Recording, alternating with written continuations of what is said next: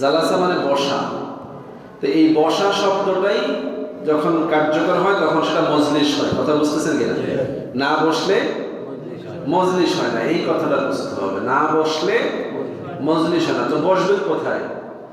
যেখানে সবাই বসছে একত্রিত হয়ে ইজতেমা করে বসা, দূরে দূরে বসা না, সবাই এক জায়গায় জড়ো হয়ে বসা, জামাতবদ্ধ হওয়া। কি হওয়া? জমা থেকে জামাত, জমা হওয়া, এক জায়গায় একত্রিত হয়ে বসাকে মজলিস বলে। ওই রকম একটা মজলিসের ব্যাপারে আল্লাহ হাবিব বলছেন হাফাতুল মালাইকা, ওই মজলিসের চারপাশে সম্মানিত ফেরেশতারা দাঁড়িয়ে থাকে বলে সুবহানাল্লাহ। এবং আল্লাহ হাবিব বলছেন যে ওই মজলিসের উপরে গাশিয়াতুর রাহমা, আল্লাহর রহমতের চাদর ঢেকে রাখে। সুবহানাল্লাহ। ওই মজলিসের কথা আল্লাহ রাসূল বলেছেন ওয়া আনজালা আলাইহিমুস সাকিনা, ওই মজলিসে যারা বসা তাদের উপরে আল্লাহর পক্ষ থেকে সাকিনা নাযিল হয়। সাকিনা কি? আস-সাকিনাতু হিয়াল উনস, এটা হচ্ছে তাদের জন্য আনন্দের বার্তা, তাদেরকে ক্ষমা করে দেয়া হয় বলে সুবহানাল্লাহ।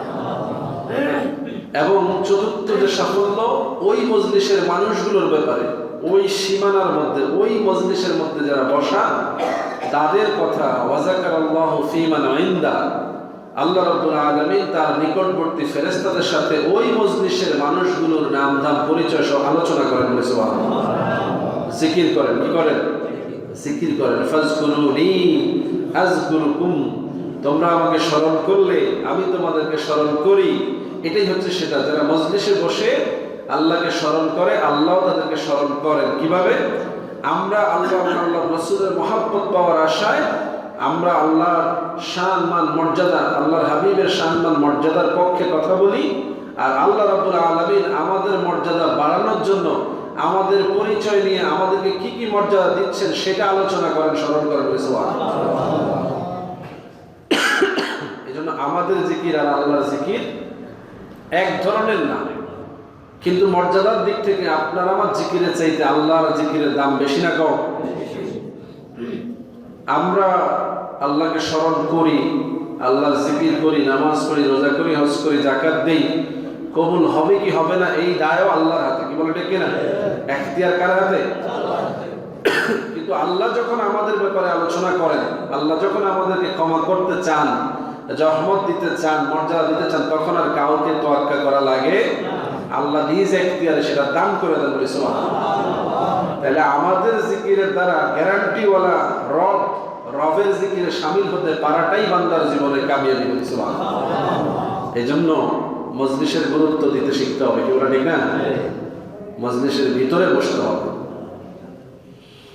সাউন্ড হচ্ছে তাদের জন্য শর্ত সাপেক্ষে, আমরা আশা করি যে আল্লাহ হয়তো তাদেরকেও কিছু বরকত দিবেন। যারা মাজুর, অসুস্থ এবং মসজিদে আসতে অপারগ আমাদের মহিলারা যারা পর্দার অন্তরালে আছে, তারা যদি কিছু কথা শুনে মনোযোগ সহকারে বসে মজলিস কায়েম করে, তাহলে তারাও এরকম সওয়াব লাভ করতে পারে। সম্মানিত হাজিরিন, এই অবস্থায় আমরা যে কথাগুলো আলোচনা করি, এই কথাগুলো যদি আমরা জীবনে বাস্তবায়ন করতে পারি তাহলে আমাদের মর্যাদা বেড়ে যায়। আমরা সাধারণ মানুষ থেকে অসাধারণ মানুষ তথা আল্লাহর বন্ধুতে পরিণত হয়ে যায় বলি সুবহানাল্লাহ। মজলিসে সব মানুষ আল্লাহর পক্ষ থেকে দয়া পাবে, ক্ষমা পাবে, রহমত পাবে, কিন্তু এর মধ্য থেকে কিছু মানুষকে আল্লাহ আল্লাহর ওলি তথা বন্ধু বানায় নেবে বলি সুবহানাল্লাহ।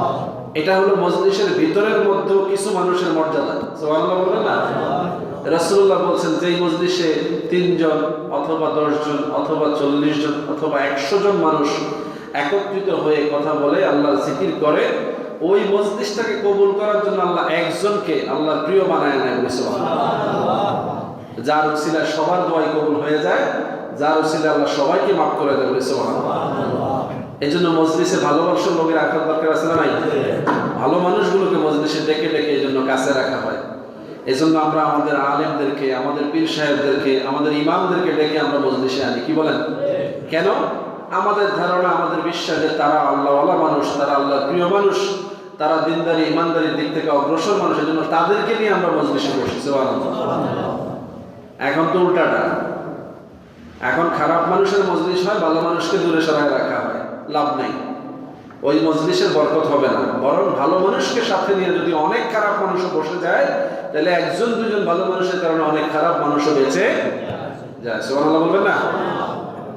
আল্লাহ